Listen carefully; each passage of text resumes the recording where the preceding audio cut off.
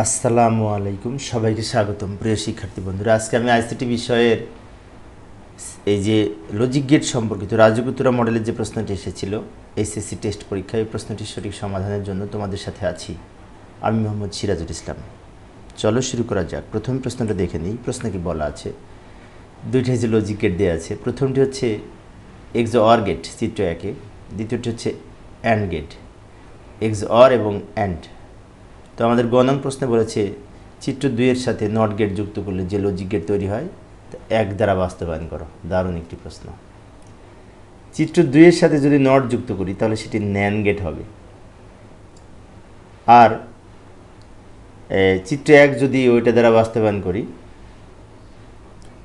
চিত্র 1কে যদি 2 দ্বারা বাস্তবায়ন করি নট যুক্ত করার পর, তাহলে এটা অর্থ দাঁড়ায় যে ন্যান গেট দ্বারা এক্স অর গেট বাস্তবায়ন। তো ন্যান গেট দ্বারা এক্স অর গেট বাস্তবায়ন ইতিপূর্বে আলোচনা করেছি।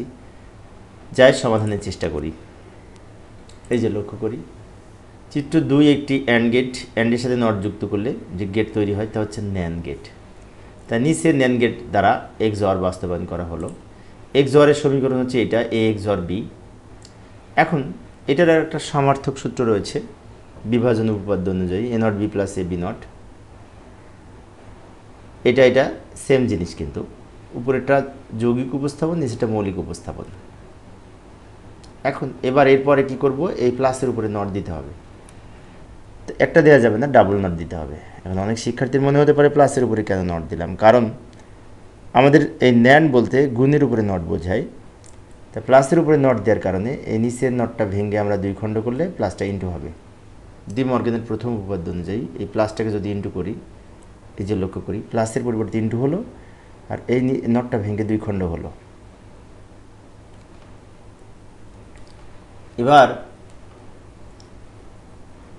এইখানে যে সমীকরণটা পেলাম সবার শেষে, এটা দ্বারা যদি লজিক সার্কিট অঙ্কন করি সেটি ন্যান গেট দ্বারা বাস্তবায়ন হবে।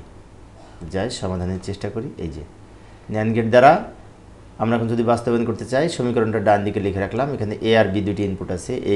এই লাইনটা নিলাম এ, আর এটা হচ্ছে বি। এ একটা ইনপুট, বি একটা ইনপুট। তো প্রথমে এ নট। তো এ নটটা আমরা এই যে এ থেকে লাইন টেনে এইভাবে অঙ্কন করতে পারি ন্যান্ডের মাধ্যমে। এই যে এটা এ নট বলা যায়। কিভাবে এ নট হলো লক্ষ্য করি, এটাও এ এটাও এ, দুইটা এ গুণ করে একটা এ, তার উপরে এ নট,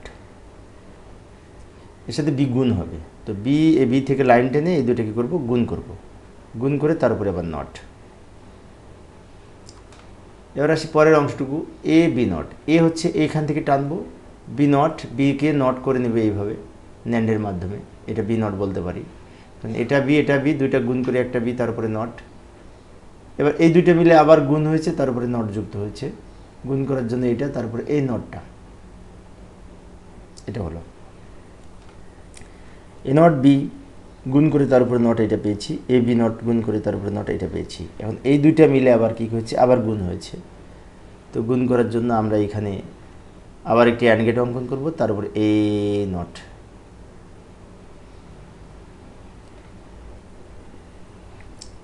ফাইনালি আমরা যেটা পেলাম ইন্ডিয়ান গেট দ্বারা বাস্তবায়ন হয়েছে। যেমন এখানে 1 2 3 4 5টা লজিক গেট অঙ্কন করেছে, সবগুলি কিন্তু ন্যান্ড হয়েছে, অ্যান্ডের সাথে নট যুক্ত।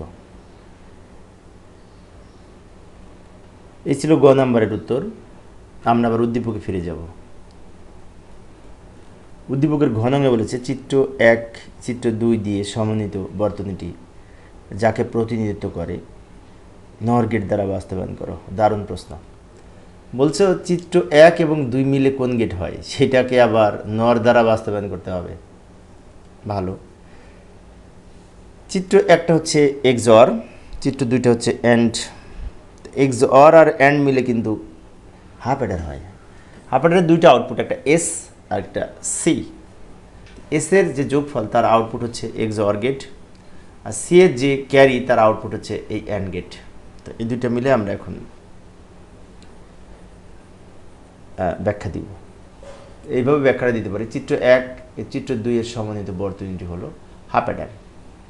হাফ অ্যাডারের দুইটা আউটপুট এস সমান এ এক্স অর বি, ওটাকে আমরা এইভাবে লিখতে পারি, এই যে A not B plus A B not, এবং এটার আরেকটা মান হচ্ছে এক্স অর বি। তাহলে এই যে এ এক্স আর বি ছিল প্রশ্নে, ওটার মান কিন্তু এটা, আর সি এর আউটপুট হবে এ বি, তাই না? এ আর বি দুটো গুণ করেছি। আবার লক্ষ্য করি, এস এর মান পেলাম ফাইনালি যে এইটা, সি এর মান পেলাম এইটা। এটা কীভাবে পেলাম? ওই যে প্রথম যে আমরা এক্স অর গেটটা দেখলাম, তার সমীকরণ তো এ এক্স অর বি, তার সমার্থক হচ্ছে এটা, বিভাজন উপপাদ্য অনুযায়ী পাই। এখন অনেক শিক্ষার্থীর মনে হতে পারে এগুলো কিভাবে পেলাম। আচ্ছা, এটা দেখানোর জন্য আমি সার্কিট অঙ্কন করছি, লক্ষ্য করি। এই যে প্রথমে এ এক্স অর বি, তাই না? এ বি দুটি ইনপুট, এই যে এক্স অর গেট অঙ্কন করলাম। তো এই যে এক্স অর গেট কিন্তু এস এর মান, এবং এই এক্স অর গেটটা কিন্তু প্রশ্নে দেওয়া আছে। তাহলে এ বি যদি ইনপুট হয়, সেক্ষেত্রে এটা হচ্ছে এ এক্স অর বি, এইটার সমর্থক হচ্ছে এইটা বিভাজন উপপাদ্য অনুযায়ী। আবার এবি, এবি মানে কি? যে অ্যান্ড গেট। তার মানে কি, আমরা যে দুইটা চিত্রে দুইটা লজিক সার্কিট দেখতে পেয়েছি, এই উপরেরটা নিচেরটাতে, উপরের থেকে পেলাম এটা, নিচেরটা থেকে পেলাম এটা, এবি। এখন আমরা এই এক্স অর গেটকে এবং এই অ্যান্ড গেটকে দুইটাকেই নর গেট দ্বারা বাস্তবায়ন করব প্রশ্ন অনুযায়ী। যাই সমাধানের চেষ্টা করি। এই যে লক্ষ্য করি, নর গেট দ্বারা হাফ অ্যাডার বাস্তবায়ন। তো হাফ অ্যাডারের এক্স অর এর সমীকরণ হচ্ছে এক্স অর বি, এটাকে এইভাবে উপস্থাপন করা যায় A not B plus A B not. এবং আমরা এটাকে নরের মাধ্যমে বাস্তবায়ন করতে হলে এখানে ডাবল নট দিব, এখানে ডাবল নট দিব। এই যে দুই দিকে ডাবল নট দিলাম, কারণ এ ডাবল নট সমান এ, এই নিয়ম অনুযায়ী যে কোনো জায়গায় ডাবল নট দিতে পারি প্রয়োজনে। এবারে যে মাঝখানের এই যে নিচের নটটা ভেঙে যদি দুই খণ্ড করি, প্লাসটা ইন্টুটা প্লাস হবে, আর প্লাসের উপরে নট না দিলে এই নর গেট হবে না। তাই প্লাসের উপরে নট করার জন্য ডাবল নট দিয়েছি দুই দিকে। তো লক্ষ্য করি, এই যে ভেঙে নিলাম, এই নিচের নটটা ভেঙে দুই খণ্ড করলাম, ইন্টুটা প্লাস হলো। নিচের নটটা ভেঙে এই নিচের নটটা ভেঙে দুই খণ্ড করলাম, ইন্টুটা প্লাস হলো, ইন্টুটা প্লাস হলো, আর উপরের নটটা থেকে গেল। এখান থেকে এটা পেলাম। এ ডাবল নট সমান যদি এ হয়, তাহলে এ ডাবল নট সমান এ, বি ডাবল নট সমান বি হবে, তাই না? তাহলে ওখান থেকে আমরা এই সমীকরণটা পাই। এখানে এ হবে, আর যা আছে সব থেকে গেল। এখানে বি হবে, আর যা আছে সব রেখে দিয়েছি। এবার আরেকটি বিষয় লক্ষ্য করলে দেখতে পাই, এই যে মাঝখানে যে প্লাস আছে, প্লাসের উপরে কিন্তু নট দিতে হবে, তা নাহলে নর হবে না। সেজন্য এটা আবার তুলে নিলাম নিচে সম্পূর্ণ অংশটা। প্লাসের উপরে নট দিতে হলে একটা দেওয়া যাবে না, ডাবল দিতে হবে। একটা দেওয়া যাবে না, ডাবল দিতে হবে। এখন এইটা দ্বারা যদি আমরা লজিক সার্কিট অঙ্কন করি, তাহলে সেটি সব নর গেট হবে।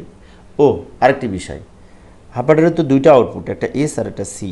তো সি এর হচ্ছে আউটপুট হচ্ছে সি সমান এবি, সি সমান এবি। তো এবিকে যদি আমরা ডাবল নট দিই, উপরে ডাবল নট দিতে পারবো যে কোনো জায়গায়। এখন নিচের নটটা ভেঙে যদি দুই খণ্ড করি, তাহলে হবে এ নট প্লাস বি নট, তার উপরে নট। এই নিচের নটটা ভেঙে দুই খণ্ড করার কারণে ইন্টুটা প্লাস হয়েছে। তাহলে নিচের এটা দ্বারাও আমরা কিন্তু নর গেট বাস্তবায়ন করতে পারবো। তো যাই, এবার আমরা এই যে এই সমীকরণ, এই যে লাস্টে যেটা পেয়েছি এবং এই নিচের যে লাস্টে পেয়েছি, এই দুইটা দ্বারা লজিক সার্কিট অঙ্কন করব। পরের পেজে যাই। এই দুটো সমীকরণ উপরে আর নিচে লিখে রাখলাম, এই যে ডান দিকে এটা আর এটা, এই দুটো পেলাম কিন্তু আমরা কিছুক্ষণ আগে। তো বাম দিকে এ একটা ইনপুট নিব, বি একটা ইনপুট নিব। প্রথমে এ আর বি নট, তাই না? এ আর বি নট, বি নটকে এইভাবে উপস্থাপন করতে পারি। এটা হচ্ছে বি নট। কীভাবে এটা বি নট হলো? এটাও বি, এটাও বি, দুইটা বি যোগ করে একটা বি, তার উপরে নট। এবং এই দুইটা আবার যোগ হয়েছে, যে এর সাথে বি নট কী হয়েছে, এই যোগ হয়েছে। সেজন্য আমরা কি করলাম, এই বি নটকে এর সাথে যুক্ত করার জন্য উপরে নিলাম, দুইটা মিলে আবার যোগ করব, যোগ করে তারপরে নট হবে। তাহলে এই লাইনটা বলতে পারি এ প্লাস বি নট, তারপরে নট। এটা এ, এটা বি নট যোগ করেছি, তারপরে নট পড়েছে। পরেরটা এ নট আঁকবো, এখান থেকে এ নট অঙ্কন করলাম, প্লাস বি, বি এ নিচ থেকে নিলাম, এটা বি প্লাস দিলাম, প্লাসের উপরে নট।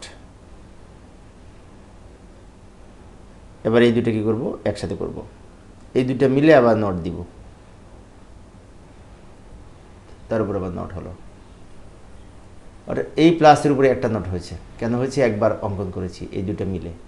এখন আরেকটা উপরে নট আছে, কিন্তু ওই নটটা অঙ্কন করার জন্য আমরা কি করব, এই একটা ইনপুট ব্যবহার করে আরেকবার এখানে নর গেট অঙ্কন করব।